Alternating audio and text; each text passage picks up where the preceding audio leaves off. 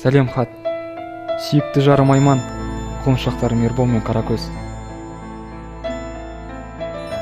Сендерден хат алған кезде құлазыған көңілім көтеріп, жүрегім елжіреп кетеді.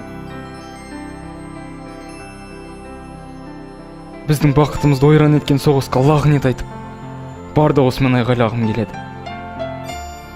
Думба қаласының жанының маңында кішкене ауыл бар.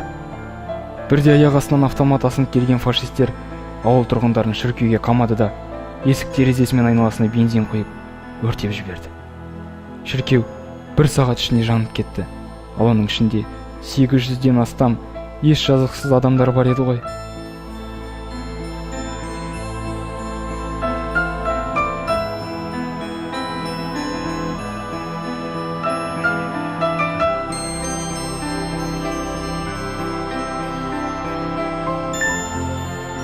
Оның басым бөлігі ойын балалар мен әйелдер, апалар.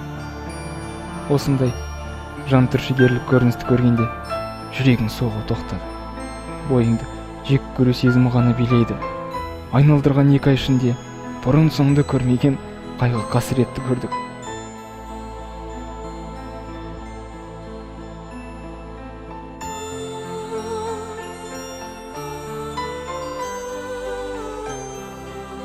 Қымбатты Айманым, сен берілме, мықты бол, балаларыңды қорға.